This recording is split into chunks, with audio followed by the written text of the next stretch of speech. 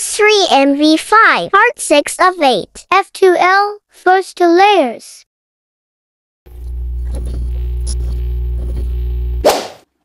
Case number 1, nandito yung edge piece, tapos nandito yung corner piece. So, kailangan nila magsama, tapos ilalagay natin dito.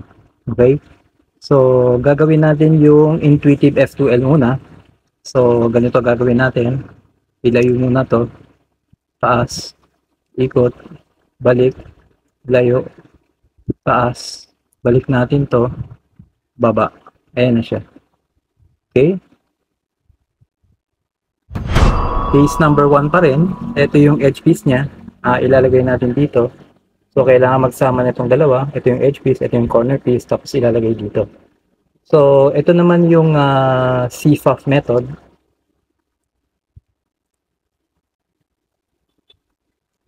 Ayan na siya.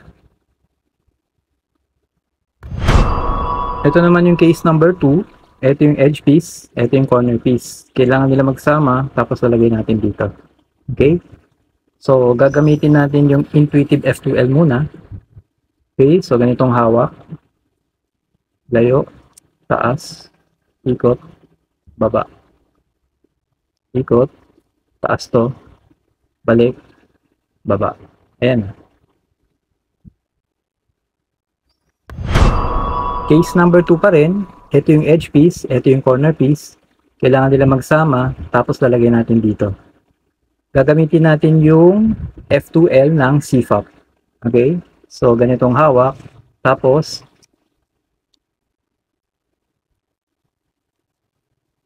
ayan na siya. Ito naman, case number 3. Ito yung corner piece, ito yung edge piece. Magkasama na sila. So, ilalagay na lang natin dito. So, yung intuitive F2L at saka yung F2L ng CFAP. So, pareho lang. Ganito gawin natin. Ayan na siya. Case number 3 pa rin. Ito yung corner piece, ito yung edge piece. Magkasama sila. So, isang paraan pa ng F2L ng CFAP. So, pareho lang sa intuitive F2L. Ganito naman. Ayan na siya. Ito naman, case number 4. Sa kabila naman, ito yung edge piece, ito yung corner piece. Magkasama sila. Nandito naman sila sa kaliwa.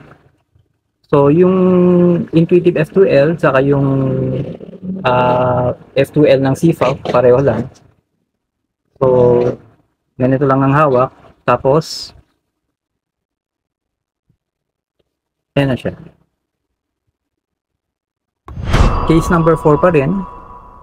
Ito yung edge piece, ito yung corner piece. Magkasama na. So, ilalagay natin dito. So, yung CFAF method at saka yung intuitive F2L, pareho lang. So, yung isang paraan, ganito. So, ganito lang ang hawak. Pagkatapos, ayan na siya. Case number 4 pa rin. Ito yung pangatlong paraan para malagay itong edge piece sa corner piece na magkasama na. Ilalagay dito ng sabay.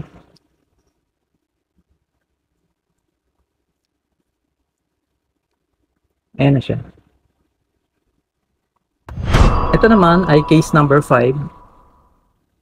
Ito yung corner piece niya.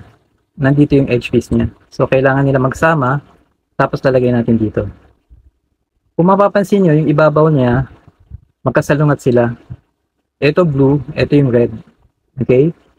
So, yung intuitive F2L, saka yung F2L ng CFAP, pareho lang. So, ganito gagawin natin. Ayan na siya. Ito naman ay case number 6. Nasa kabila naman. Ito yung corner piece, ito yung edge piece. So, ito yung red side, ito yung blue side, kasi red at saka blue. Yung white, sa ilalim yun. Ito yung edge piece niya, red at saka blue. So, kung mapapansin nyo, yung ibabaw, magkasalungat yung kulay. So, pag ganyan, yung intuitive F2L, tsaka yung F2L ng CFAP, pareho lang sila, yung algorithm niya. So, ganito lang gagawin natin.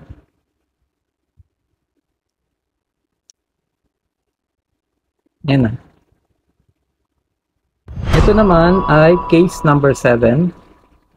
Ito yung corner piece. Ito yung edge piece. Blue, red, at saka white. So, ito na yung blue side. Ito na yung red side. Yung white sa ilalim yun. Tapos, ito yung edge piece niya. So, kung mapapansin nyo, yung ibabaw, parehong pula. Pareho ang kulay. So, kailangan ito, itabi muna natin to dito. Bago natin ipasok dito ng sabay. So, para magawa yun, gagamitin muna natin yung Intuitive F2L. So, kung mapapansin nyo, ito buo na. Hindi natin pwedeng basta-basta itaas ng ganyan yan kasi baka magalaw to, masira. So, ito hindi pa buo, kaya iikot muna natin yan, ganyan. Lalagay natin dito. Okay, nandito na siya. Tapos, pwede natin itaas na to. Magalaw man siya, okay lang, masira man kasi hindi pa naman talaga siya ayos. Ito, dadali na natin siya dito. Tapos, taas natin dito. Okay? Balik natin to, yung dalawa, nasa baba. Okay? Pagkatapos, ilayo natin to. Taas to. Balik. Baba. Ayan na siya. Ito naman, case number 7 pa rin.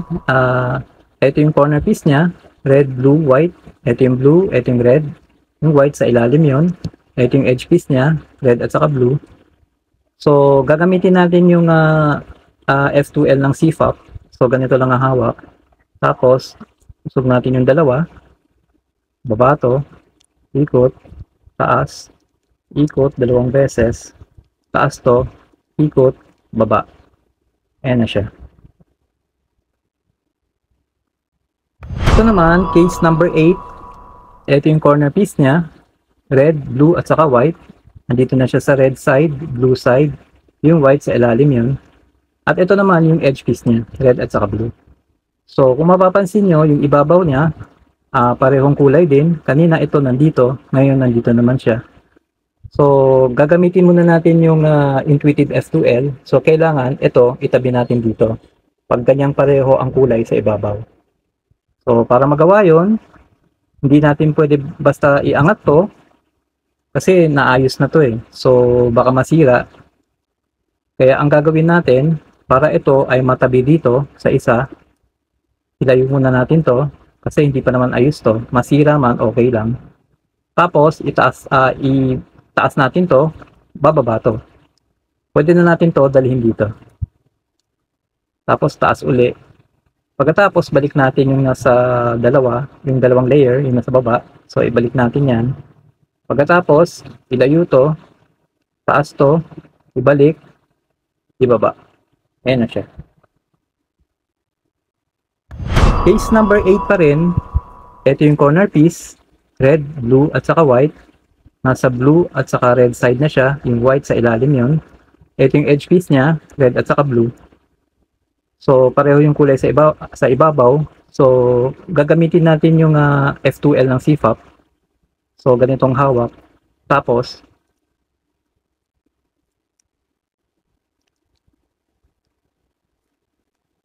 ayan na siya. Nandito na.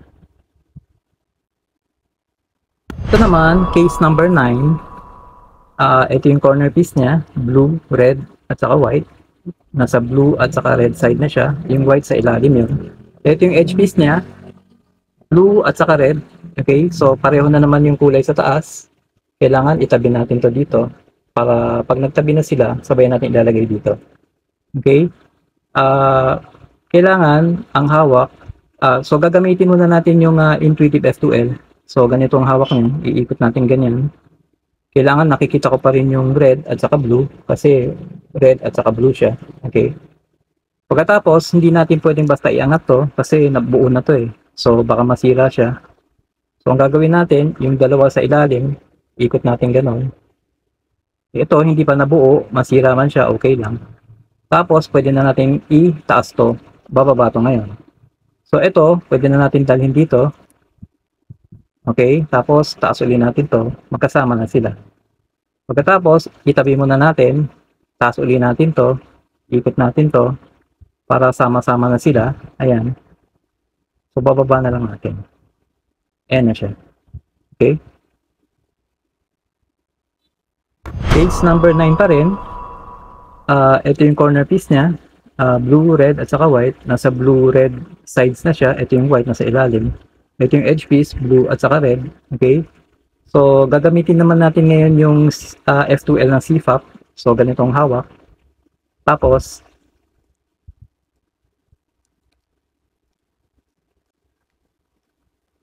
ayan na siya. Ito naman ay case number 10. Ito yung corner piece niya. Blue, red, at saka white. Ito yung blue, ito yung red. Nandito na sila sa side nila. Yung white sa ilalim yun. Tapos, ito yung edge piece niya. Blue at saka red. So, pareho yung kulay sa ibabaw. So, kailangan itabi muna natin dito bago natin malagay dito. Okay? So, gagamitin natin yung Intuitive F2L muna. So, kailangan ikot muna, ganyan. Kung saan nakikita ko yung red at saka yung blue kasi nasa red at saka blue tayo.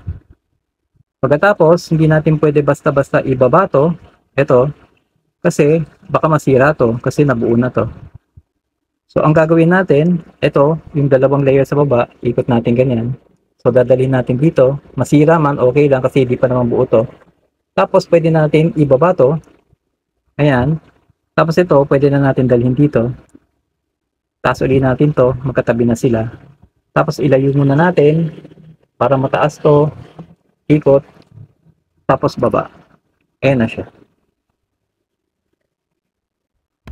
Case number 10 pa rin. Ito yung corner piece niya. Blue, red, at saka white. Nasa blue at saka red side na siya. Ito yung white, nasa ilalim. Ito yung edge piece niya, blue at saka red. So, kailangan nila magsama. Okay? Yung kulay sa ibabaw, pareho. So, kailangan nila muna magsama bago natin malagay dito. So, gagamitin naman natin ngayon ay yung F2L ng CFAP. So, ganitong hawak. Okay? Pagkatapos,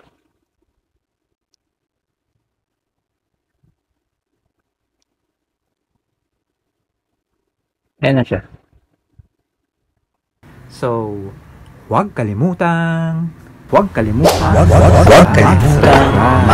mag-subscribe. Maraming